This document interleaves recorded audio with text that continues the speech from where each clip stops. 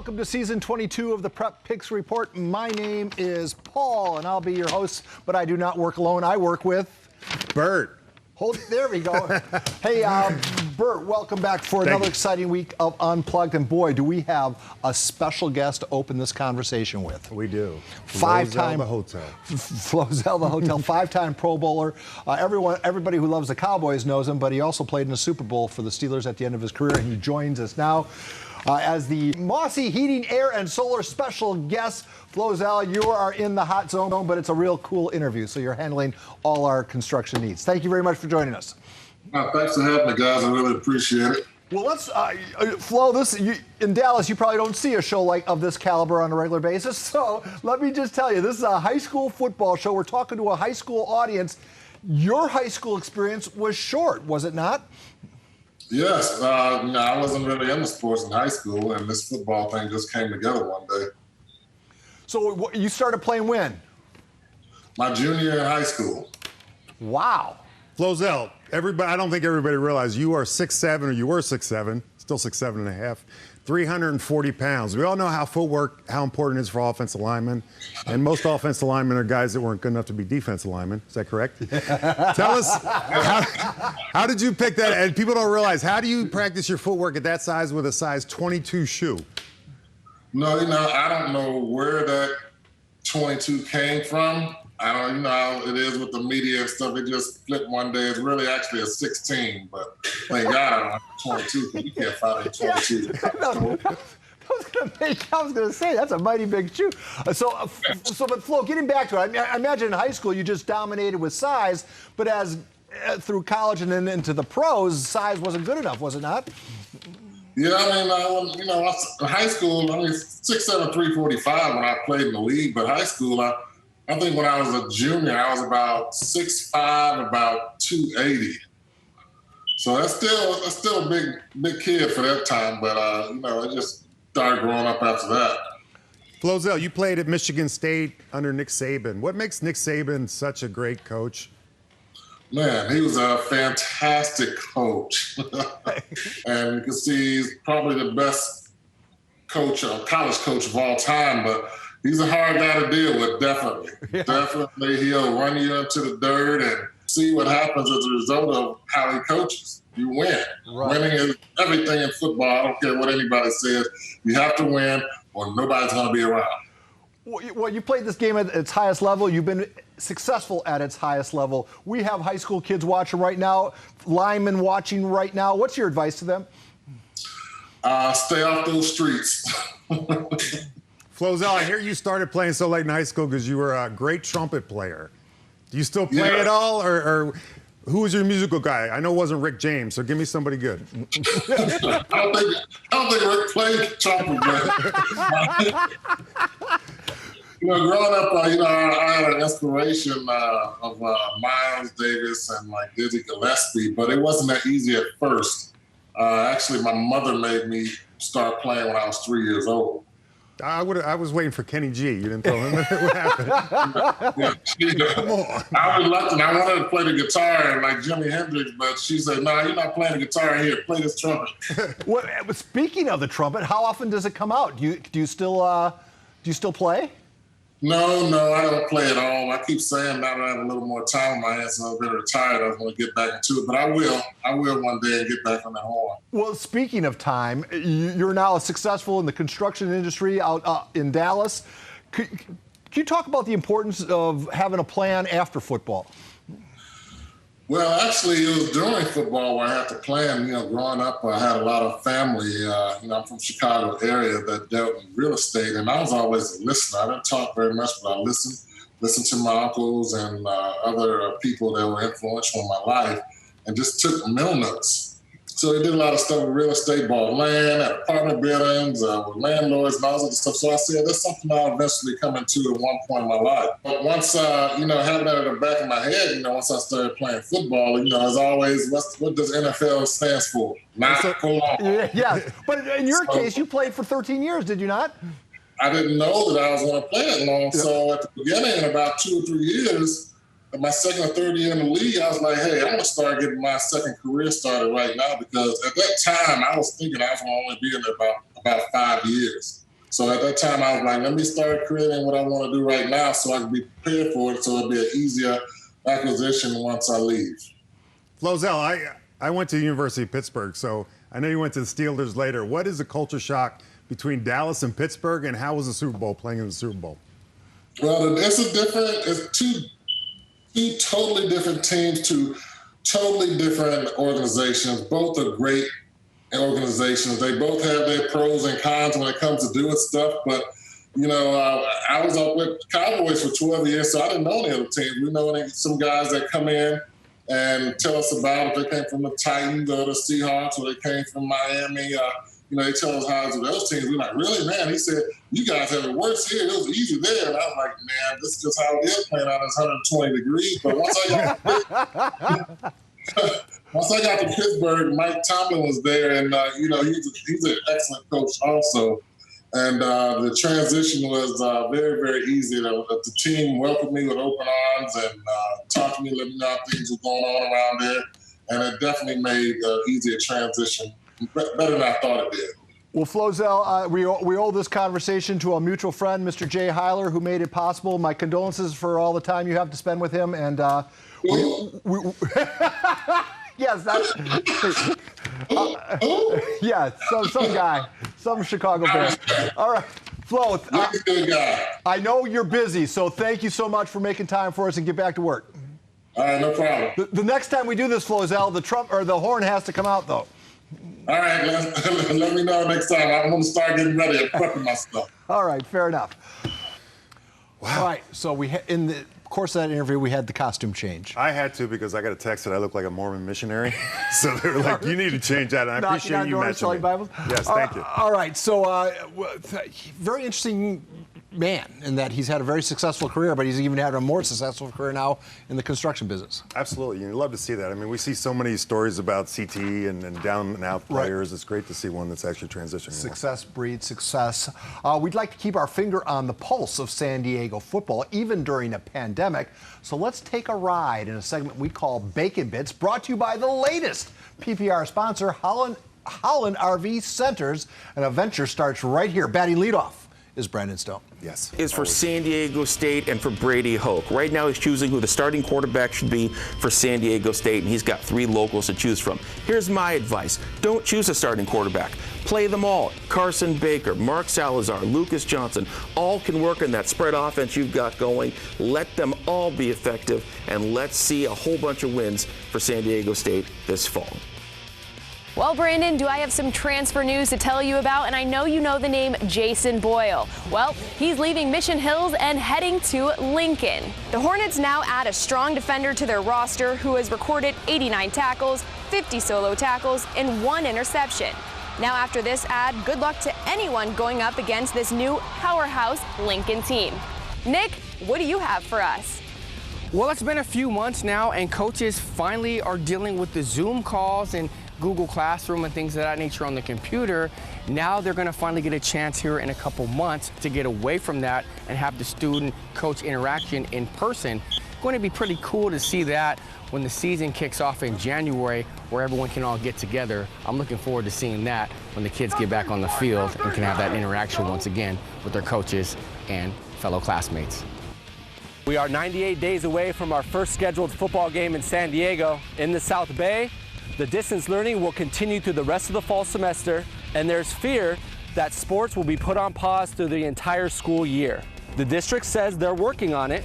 Hashtag Let Us Play has become the latest movement for student athletes who want to play in the fall, as they are making a stand by virtually walking out of classes on Wednesday. Now to Nick Polino. Thanks, Bo. This week, former Oceanside Pirate and member of Shaq's Pigpen, Donovan Leahy, put his name in the transfer portal with intentions to leave the University of Arizona. However, a day later, the Wildcat deciding to reverse course, staying in Tucson, where he has started 24 games over the last 2 seasons. Look out for Leahy on the offensive line this November when the Wildcats begin their 6-game schedule. Now over to Allison Edmonds. Thanks, Nick. Over here at Francis Parker, they have been in the Pacific League for the past 3 seasons, but are moving back to the Coastal League. a place where they have won 3 division championships since the turn of the century. They are also making the move up to Division 4 and are looking forward to the new level of competition. Bert, do you have a bit for us? I do. And off the heels of the COVID outbreak with the Tennessee Titans and the Vikings, they're postponing the season. To me, postponing the game. I'm sorry, you're right. Until later in the season. Later in the season. If we do get back to play and we have high school kids that actually test positive, what do we do at that point? Do we cancel it all down? We don't have the means of the NFL to put it off a week or 2 or 3. And what do we do? So that's a question that we'll ask Commissioner Joe Hines coming up in our Hey Joe segment. But right now, 2016 Silver Pigskin finalist Braxton Burmeister transferred from Oregon to Virginia Tech and made his debut last Saturday. The former La Jolla Country Day star. Torrey getting the start against the Hokies, going 7 for 11, 106 yards. Rushed the ball 9 times for 46 yards as they took down North Carolina State 45-24. That transfer decision leaving Oregon looks like Mr. Burmeister knew what he was doing. Yes, he did. He looked great, actually, speed-wise, too. All right, grab your El Cajon Ford hat, because time now for the El Cajon Ford trivia question. Here's Mr. Nick Polino at the big monitor. Hey, Nick. Hey, everybody. Nick Polino with tonight's Nobody Beats El Cajon Ford Pigskin trivia question. Of the following 5 names, who was the first San Diego-born player to win the Heisman Trophy? A. Marcus Allen, B. Rashawn Salam, C. Reggie Bush, D. Ricky Williams, or E. Mike Garrett? We'll have the answer for you later on the PPR and the name of one lucky winner who will receive fabulous PPR and El Cajon Ford gear. PPR and El Cajon Ford. Nobody treats you better. All right, we have a lot more Prep Pigskin Report Unplugged coming your way. Look at the sponsors roll in as we thank one and all for making this show possible. Please stay with us. We're only getting started.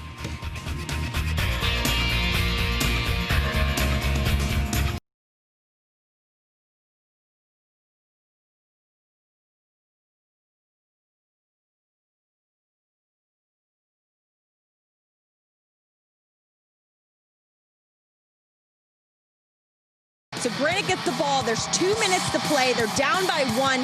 Siegfried marches his team down the field, setting up a 24-yard field goal with a second left. But Dylan Helmholtz blocks it for the Vaqueros. Oh, my goodness. They hang on to win it.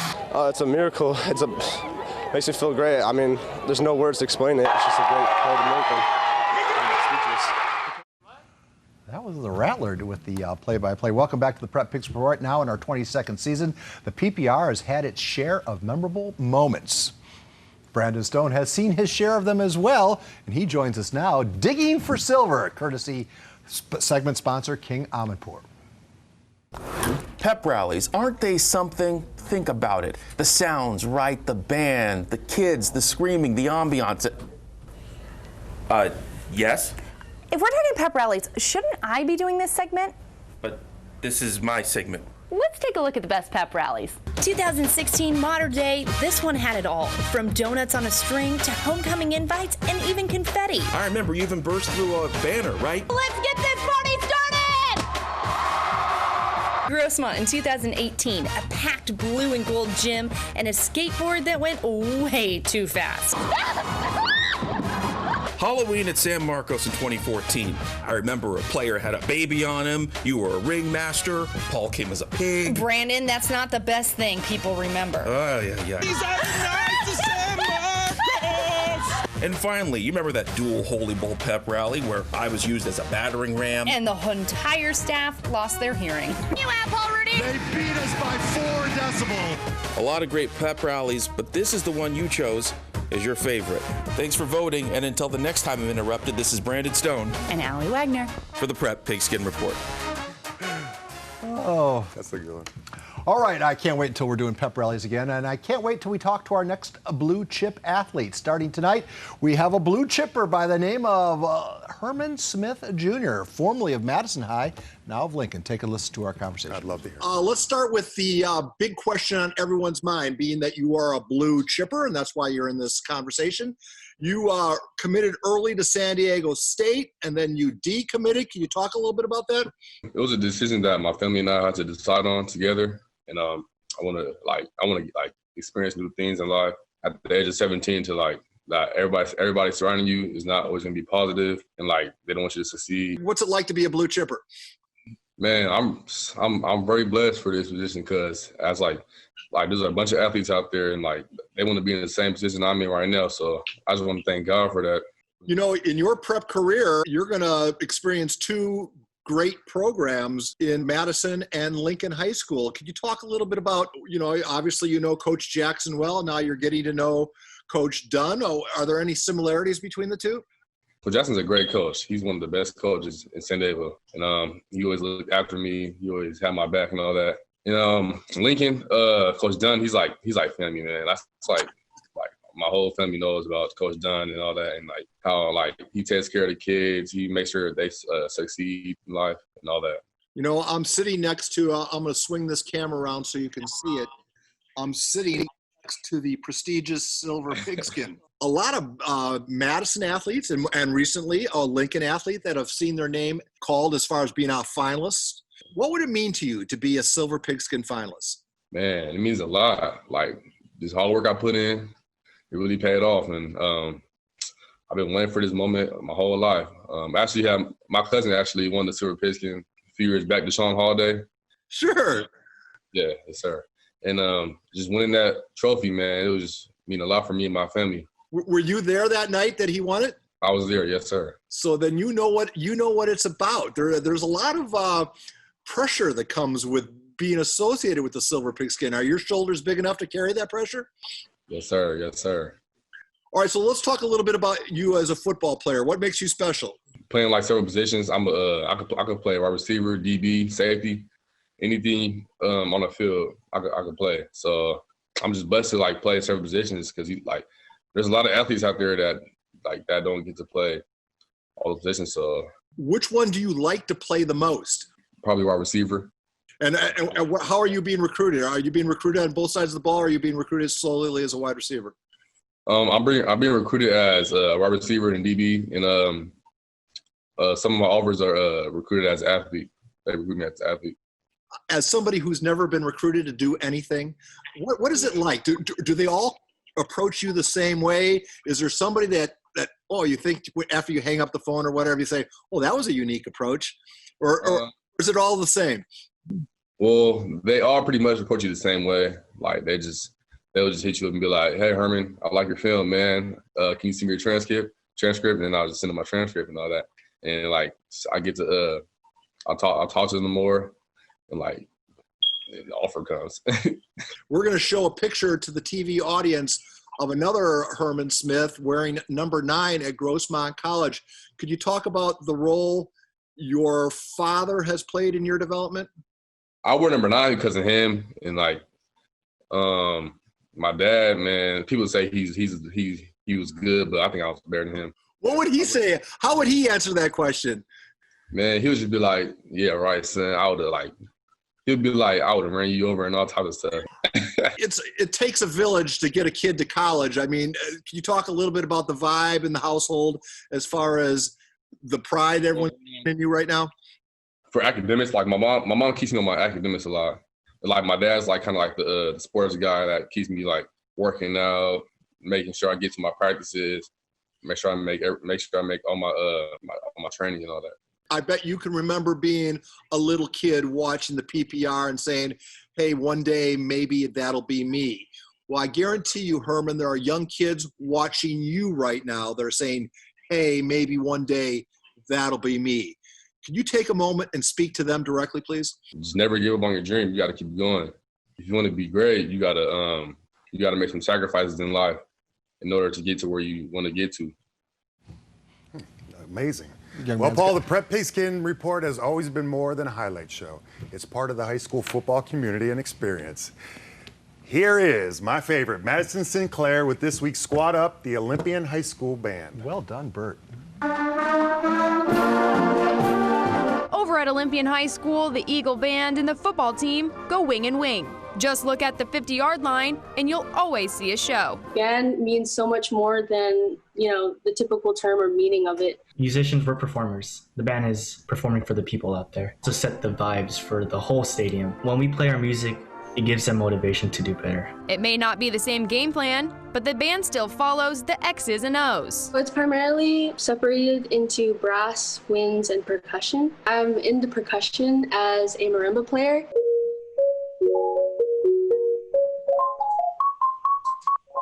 President this year of the band and the trumpet section leader. So my position in the band is the parade drum major. I have this thing called a baton, and I'm pretty much the walking metronome. When I'm not doing parade, I'm doing field show, and I'm using this instrument. I am one of the co-captains for the color guard. Adds the visual effect to the band performance. So we have those wooden rifles and the flags, and we also do dance and parade. And when football returns, the Olympian Eagle Band will be marching right alongside. Just like sports, you can practice it, but you really don't feel the experience unless you're playing in the game. I just appreciate how much we've been able to accomplish in the face of this pandemic. We've been practicing the same parade music, field show music, so I have a lot of faith in our program to be prepared as ever. I'm Madison Sinclair for the Prep Pigskin Report. Well done, Maddie. The team behind the team. There are a lot of teams involved in high school football. Absolutely, and I love that interview you had, but how is Lincoln going to get? There's only one football. How do you get it to all these players? I know that. Can you have too many football players? I think so. All right, we're going to check in with Joe Hines and raise a glass to our Hollandia student athlete in just a bit. Folks, you are watching the one, the only, the Prep Pigskin Report, Unplugged.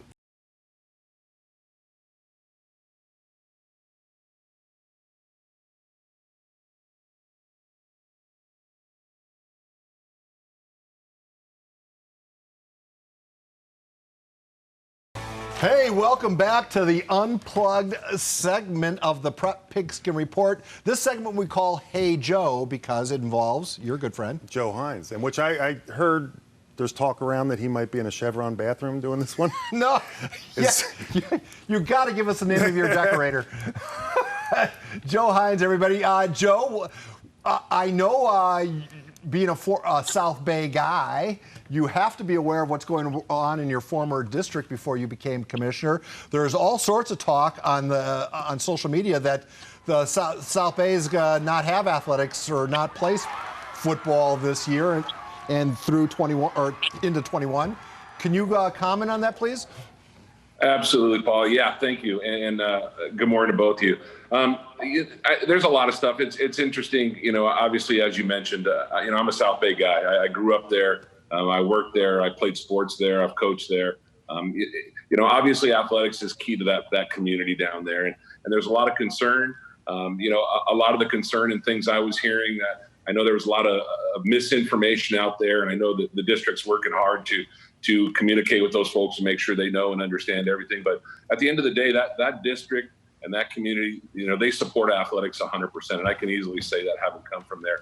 It's huge. It's huge to the community. Again, it's huge for the Sweetwater district. Obviously, they're proceeding with caution here, taking the health and safety of our student athletes as the most priority, as all of our districts are. But again, they're working hard like everyone else to make sure Sweetwater, like all of our other districts, are prepared to go here on December 12th. And I've been in communication with their leadership, and they are working hard to make sure they can make that happen. So again, a lot of stuff out there, a lot of stuff all over San Diego, but Sweetwater's no different. They have their same concerns, and again, they're just like everyone else, very eager to go to December 12th. Joe, so I have a question for you. There seems to be a lot of scheduling and everything else with some districts playing, some not. When I grew up in Philadelphia, we had a private Catholic League school, and the private schools played each other and then came in the end. Is there any talk about that? Because I see it a lot on social media where maybe the Catholic League just has a Catholic League here and plays their schedules with private schools. We should mention this graphic on the screen that Joe can't see is just me doodling at home, thinking about if we had a private league set up, this is how it would look. Joe, please, your thoughts. Yeah, it's interesting, Paul. Over the years here in CIF, they've had a public/private committee meetings. It's been areas of discussion, and it's always talked about. It hasn't been a topic that's come up very much over the last couple of years here. During CIF discussions or our conference presidents or our leadership meetings, but I know that's a big area. I know there's always questions of equity and everyone being on a level playing field and being on the same page. But But again, that's something may or may not come forward here through discussions through our governance. But I know it's a hot topic, and it's things that happen differently in other sections here throughout California. Another hot topic is the contest that you want to institute for the CIF. Could you explain? Thank you, Paul. Yeah, it's one of our first promotions here for CIF. We're offering a free courtesy card, and this is a big one, to the first person that can call in to our office and correctly identify the personalized license plate off Bert's IROC that he could be found roaming the streets of Philadelphia in 1985. And we also have a special bonus gift that anybody that can correctly identify an appropriate outfit he'd be wearing in that IROC. It should be pretty easy. He was obviously a pretty visible person back there and pretty popular. So, we're excited about correctly identifying that personalized plate. Joe, we'll let you know how the contest develops. Bert is being very close-mouthed about it. We have to move on, Joe. Thank you for making time for us. Hey, Bert, get your milk ready and get your hat ready. Is it the Highlandia milk? Yeah, let's raise a glass for this week's featured student. Here, cheers to you, sir. Cheers to you. This is Allison Edmond with a spotlight on Ethan Nicholas of Scripps Ranch. After their D3 final loss, Ethan Nicholas and his Scripps Ranch Falcons are ready to finish the job in 2021. After last year, I know for a fact we want to try and get back in CIF championship. So that's the goal, win league and come back and have an opportunity to play in the championship again.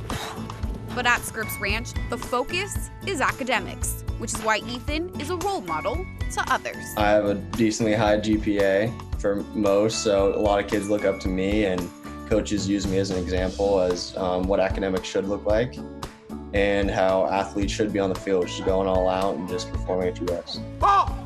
Press out! As I get good grades, I only see good things come out of it, so it's kind of a motivation, and I know what I do now and what grades I get now is just going to set me up better for the future and college. And as far as college is concerned, he is planning on playing football at the next level. I got a couple offers. I have offers from Butler University, Valparaiso University, Lake Erie College, and Puget Sound.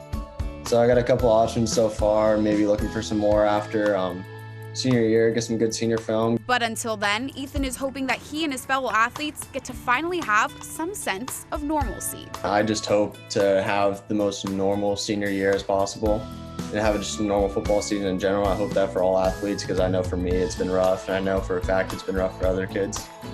And so that's what I'm hoping for. I'm just hoping that everyone can have the opportunity to go out and have a great season and get some exposure and play some football. This is Allison Edmonds with the Highlandia Dairy Student Athlete of the Week. I have a milk mustache now. I do too. I always get anxiety when I see these highlights. When you're a defensive player, you never want to be on somebody else's highlight. And you just get anxiety every time they show offensive highlights. Well, no anxiety here because Bo Furtick is about to join the fray next. But first, check out our PPR Home Life segment brought to you by Renovation Realty. We renovate. We sell, you profit.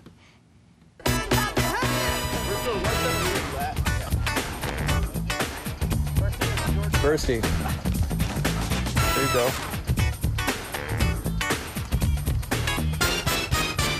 Run.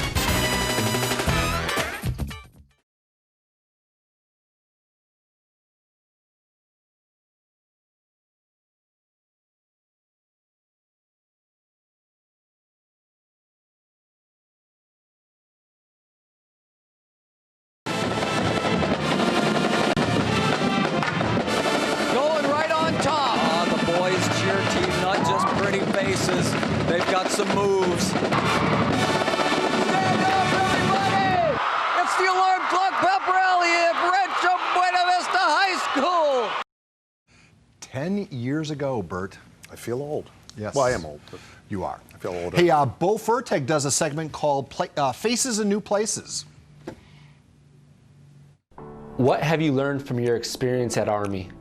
Being elite, like in everything you do, like what I like most about our culture here at the football team is like we emphasize like don't just be great like on the football field, like be a great role model, be a great student, be great down in the military aspect. So just being elite. Other aspects is this brotherhood, like my teammates, fellow cadets here, and just people that I come to work with every day is just incredible. As a senior and team captain, what advice do you give to younger student athletes? There's a life beyond football. And the sooner you become more well-rounded and you prepare for the 50 to 60 years beyond football, wouldn't you want to be the best friend, the best future husband, the best son, the best man of faith? Just become a more well-rounded person so you can make an impact in everyone's lives, whoever you talk to and whoever you influence. You've overcome a lot with 3 season-ending injuries in college. What has football taught you? The more you're accustomed to it and just being comfortable, being uncomfortable, the better person you'll be, the better you'll be set up for success. So I kind of learned that from football. Like, now that when I get hit or I get put in the ground by O-linemen, because it happens, like it happens to everyone, I just laugh. I'm like, okay, like bring it on, like keep coming. Bo Furtick with the Prep Pigskin Report. Amadeo West from Oceanside. I love the guys who make it at the military. Rock Me Amadeo. Remember that song? Yes, I do. All right. Hey, time for our Coach of the Week segment. Let's bring in Patrick Henry's JT O'Sullivan. Hey, Coach, how you doing? Doing well, Paul. Excited to be here. Well, let me ask you the question you've been asked 1,000 times. The transition from being an NFL athlete to being a high school football coach. What's been the most challenging part? There's been a number of challenges along the way. I think more than anything else, I'm just excited to continue to try to make an impact in our program. And so with that certainly comes challenges trying to get a program on what we think is a championship track. It takes a collective effort. And so it's about educating, it's about showing the way, it's about creating systems that allow for that success, but it's a collective effort, and we feel like we're moving in the right direction, and we're excited about the future. Coach, what's been the biggest challenge rebuilding this program for you so far?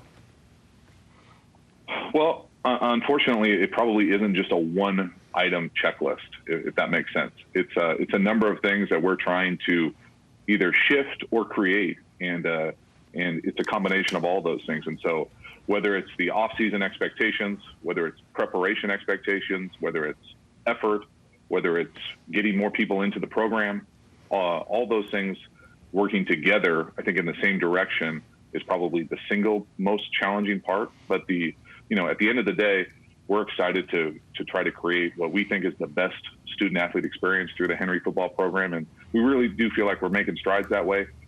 Now, we have a long way to go, and I think our players and staff and staff around this program understand that. But we're excited to accelerate that kind of trajectory. Okay, he wasn't there. He was there before you got to Patrick Henry, but Desmond Patman, former Patriot, made it big at the collegiate level and now at the NFL level. How does that help your program to have guys that you can point and say, hey, listen, he was in the locker room right where you were? Sure. It helps the program. I think it also gives me an opportunity to talk about, obviously a lot of kids have dreams, and who am I to tell you not to have that dream, especially being a, former Division II quarterback who got a chance to play a decade in the league. If anything, I'm a model for that type of aspirations. But at the same time, even if you get an opportunity to get a decade in the NFL, you still have a life after that. So it is about trying to find that. I shy away from the word balance, but finding that harmony in your life as far as, being well-rounded, having an opportunity to excel on the athletic field, in the classroom, in the community, all those things. I think that's where Desmond's shown the way for a lot of our student athletes, and we are excited about his future and what it looks like. And it does give them an opportunity to see what is possible.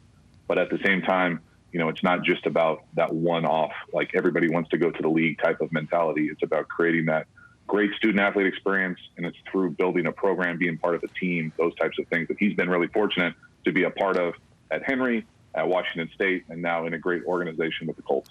Coach, tell us a little bit about the good times in the NFL for you and the bad times.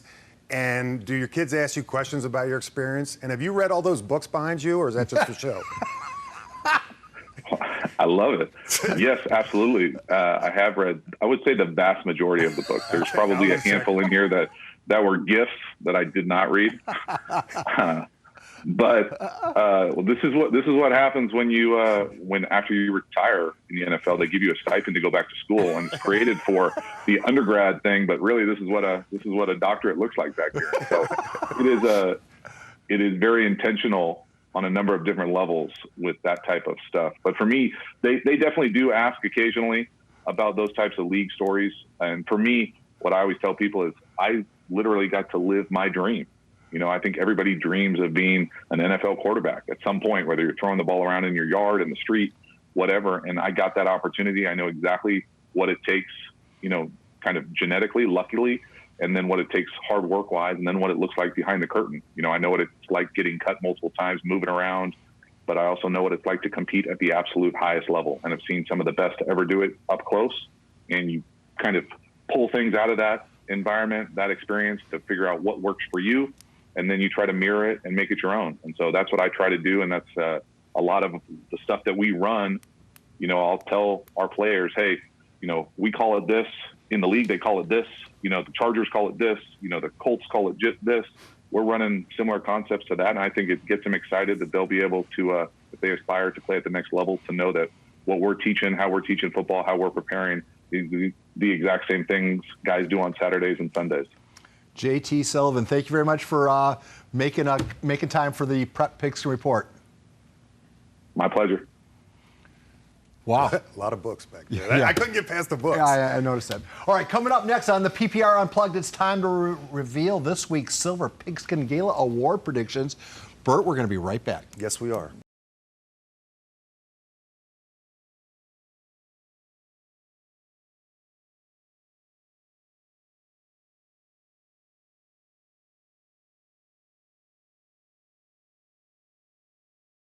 The winner of the 2018 Silver Pigskin Player of the Year for the first time ever from Monte Vista High School, Jamal McClendon, everybody. It feels amazing. The best feeling of my life right now. Best thing that has ever happened to me. I want to shout out to my whole team right there, Kenny Stevens, all the coaches, all them, my old lineman. I wouldn't be able to do it without you guys. Thank you guys for pushing me all the way. Jamal McClendon, formerly of Monte Vista, went to at UCLA. Big thank you to JT O'Sullivan for, the theme of this segment is what does it take to make it to the next level? He certainly did it, and we'll continue it on right now. Here's Nick James with a look at what it takes to make it. Levine Toilolo, formerly of Helix High, now with the Giants, knows all about it. Slot goes to Levine Toilolo. No stranger to being on PPR, former member of Shaq's Pig Pen, sat down with me to talk shop about what it takes to make it to the NFL. Luckily for me, my dad, he, football coach, stuff like that growing up, and he also has, a ministry called Gridiron Ministries that I was blessed to grow up in, where, they'll use sports to just mentor athletes. So, I got to grow up just, not only working out, but also, with that mentorship, just, keeping me focused in the classroom, not just on the field, but also off the field, and kind of help me keep a level head, and especially my mom, she was the big, stickler on the school aspect. So, like you said, it's just that support system across the board I was blessed to have, and they're still with me to this day and supporting me, from day one. Toilolo played in the Super Bowl last year with the San Francisco 49ers alongside Mission Hills grad linebacker Fred Warner. But what was that like, just being in the biggest game of the year? That's the moments you dream about. So, it was just a great year, great group of guys, and, but like I said, it's memories for a lifetime. This is Nick James for the Prep Pigskin Report. Well, in keeping with our theme, let's talk about athletes who might be able to follow in the footsteps of Levine and JT O'Sullivan and others. Let's do our Silver Pigskin watch list. Who's going to be at the gala next year? Now, we have a website where every name that we're mentioning coming up will be preserved, so you'll have an archive, if you will, of all the people that we're watching. The list will grow week to week. Bert, I think you're up first. Who would you like to nominate as a potential kid to keep an eye on? Look at him right there. So he is going to be a junior. Who is Grayson he? Halton, defensive end. He also plays a little tight end here, but he's getting bigger every year. Probably, I watched him since he was a freshman, probably the most college-ready kid to step in and play right away. He's a 4-star recruit. What category are you thinking? You know, he could either be underclassman or he could be Defensive Player of the Year. He kind of does it all. I asked him last night for something special about him, you know, to talk about, and he said, well, I like to fish, but I don't like to put the bait on the hook. So that's the kind of kid he is. All right, well, let's bring in Brandon Stone now. Thanks, guys. I'm talking two-way player of the year, and for that, we're going back to Morse. Jacob Hicks, already great on offense, 1,000 yards last year and 4 touchdowns. But defense is where I love him. 111 career tackles, 4 sacks, 3 interceptions, including one of the coolest plays I saw all of last year. Let's take a look at this video. Man's already staying fit and ready. Can't wait to see him roar with the Tigers. Okay, Madhouse, what do you have cooking? Brandon, I'm sure you're familiar with this next name I'm going to say. Max Smith from La Jolla High School has just been added to the two-way Player of the Year watch list. The Vikings linebacker and running back had an explosive 2019 campaign.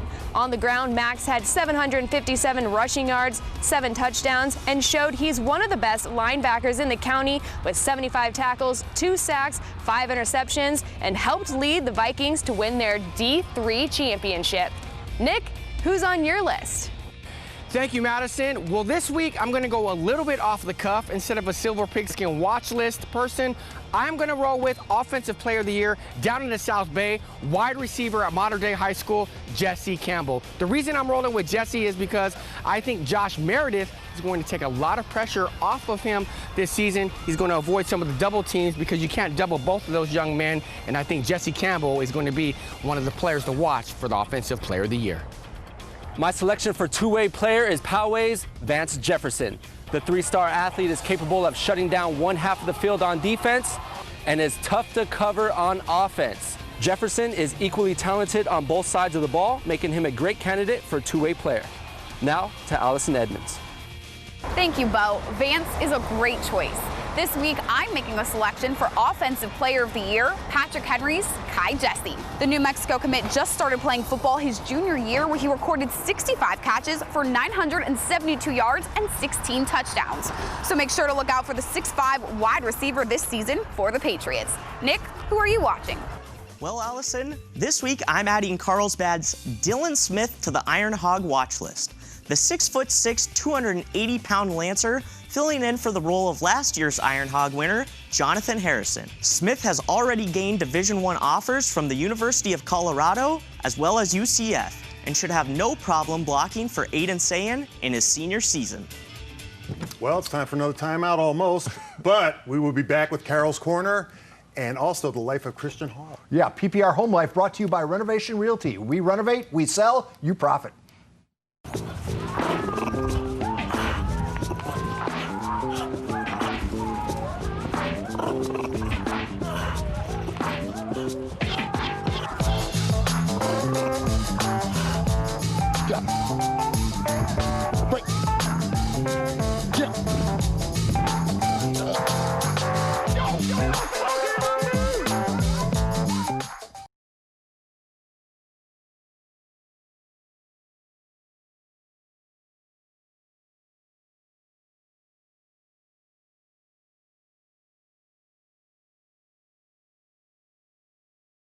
Welcome back to PPR Unplugged. Look who's back. Coach John Carroll. Yes, welcome to Carol's Corner once again.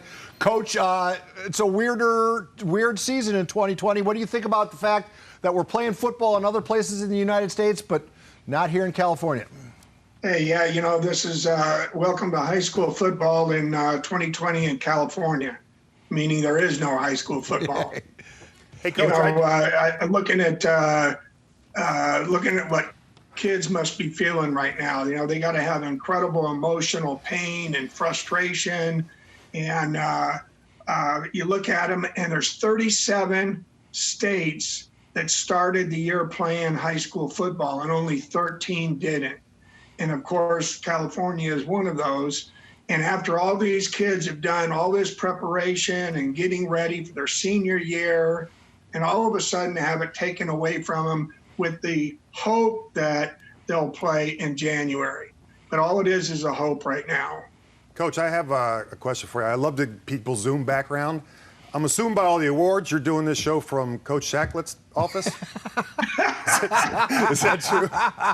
Bert, I snuck in your house. I snuck in your house, and I'm in your office. Hey, well, Coach, you bring up the high school football. So, you know, the magic moments of seeing kids celebrating and holding up awards and trophies as they're crowned CIF champions. Are we going to see that moment in 2021? You know, wild world of sports. Back years ago, ABC, everybody looked forward to it on Saturday, had a slogan, the thrill of victory and the agony of defeat.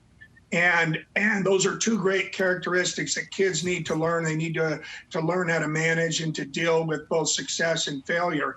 And I'll look at the joy, the absolute joy in the faces of kids after winning a championship. But even forgetting that, you know, every night of every game, there's a winner and there's a loser. And there was always a PPR red-jacketed person there with a microphone in front of a group of team all gathered together, and they're screaming and yelling with delight and excitement. All of that joy is taken away from these kids. All right, well, you're a great football coach, but you're also a great educator. Would you like to put on your academia hat? And I know you prepared this graphic for us about the CDC warnings for distance learning. Yeah, you know, high schools are labs, are laboratories, social laboratories for teenagers to mature, to develop, to be able to interact with each other in a positive way. The academic learning is certainly a major part of it, but all of the social, emotional, and psychological aspects that go into development are a major part of why you need in-person education. And the CDC itself talks about all of the damage that not just could be done, probably will be done to kids. And we're looking at the loss of academic development. We're looking about depression, anxiety, the loss of self-esteem, increased suicide risk. And they even state in their guidelines that an extended quarantine can lead to PTSD in our high school students. And we're choosing to close schools and close outlets like football that create this bonding, this joy, this development of our maturing as citizens and human beings, and to shut it down. And what is a kid's day like right now? A high school kid's day like? It's 6 hours in their room or wherever they can find, watching a Zoom meeting and doing what the teacher tells them to do. How self-destructive is that? Well, Coach Carroll, strong letter to follow. We appreciate you taking time, and we appreciate the return of Carroll's Corner. It's great to see you guys and great to hear your voices. And boy, let's get sports and football going. Come on, San Diego, let's go. All right. On that note, we will call it a conversation. Thank you, John Carroll. We'll be right back with the answer to tonight's El Cajon Ford Pigskin Trivia question. Folks, you're watching PPR Unplugged.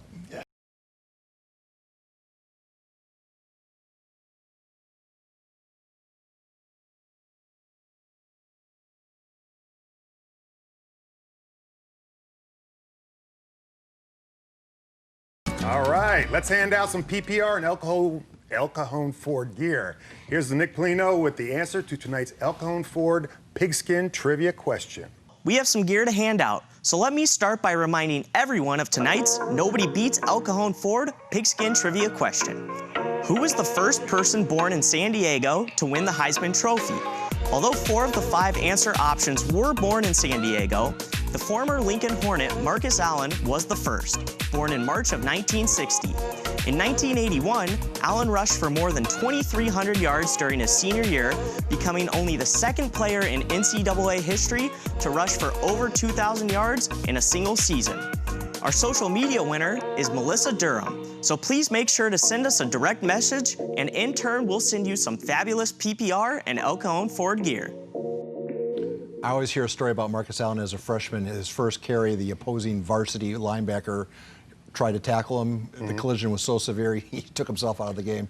He was so physical. I remember he would always chip off the edge when we'd rush and like try to break your ribs. He was finesse. Because your arms were up. And everything, and he was terrible. All right, well, thanks for watching the Prep Pigskin Report. That sound could only mean the show is over. Don't forget, we replay this extravaganza on Saturdays. Make sure you tune in for that. And make sure you tune in next week for another edition of PPR Unplugged. We will see you then.